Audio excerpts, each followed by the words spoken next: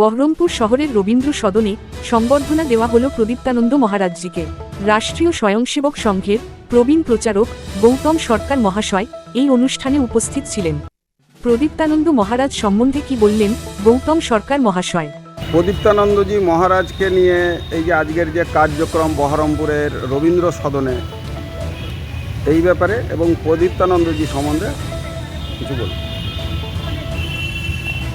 বহুদিন থেকে এটা চলছে একটা, যখন এখন যারা রাজনৈতিক ক্ষমতায় বসে আছে তারা যখন ধীরে ধীরে জনগণের সমর্থন থেকে দূরে চলে যাচ্ছে, তো আমাদের রাজ্যের যে মূল সমাজ হিন্দু সমাজের যে ঐক্যবদ্ধতা সেইটাকে যাতে ভাঙা যায় তার জন্য কখনো আরএসএসের প্রচারকদের উপরে, কখনো সাধু সন্ন্যাসীর উপরে, অর্থাৎ যেখানে আঘাত করলে হিন্দু সমাজের মধ্যে দুঃখ আসতে পারে সেই জায়গায় একটা খুব নিচু মানের আক্রমণ শুরু হয়েছে।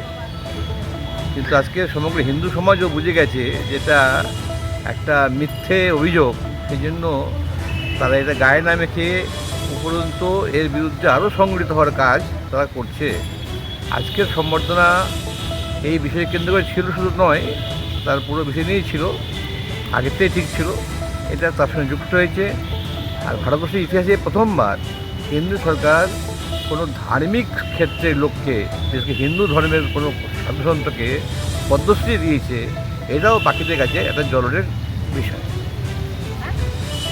আর আজকে এই যে গোটা পশ্চিমবঙ্গ জুড়ে আপনি যেটা বললেন যে হিন্দুদের ওপর আক্রমণ, বিশেষ করে দেখা যাচ্ছে ধর্মীয় সংস্থান, পুজো আচার অনুষ্ঠান, বিগত দিনে আমরা রথযাত্রার দিন দেখলাম, মন্দিরের পুজো, দুর্গা পুজো, সরস্বতী পুজো, এই যে সরকার এই যে পুরোটাই হিন্দুত্বের বিরুদ্ধে এই ধরনের কাজ করছে, এই ব্যাপারে আপনার মতামত?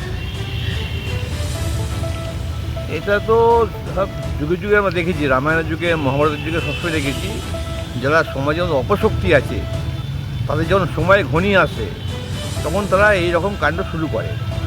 এবং প্রাথমিক অবস্থায় মনে হচ্ছে যে হিন্দু সমাজ আমরা মার খাচ্ছি, পিছিয়ে যাচ্ছি, কিন্তু শেষ পর্যন্ত হিন্দুত্বেরই জয় হবে। এদের সময় ঘনিয়ে এসছে বলে এরা এরকম আর বেশি বেশি চেষ্টা করছে। ধন্যবাদ। আপনার পরিচয়? গৌতম সরকার, বিশ্ব হিন্দু পরিষদের সামাজিক সংস্থার কলকাতা ক্ষেত্রে প্রমুখ। নমস্কার, আপনাকে অসংখ্য ধন্যবাদ।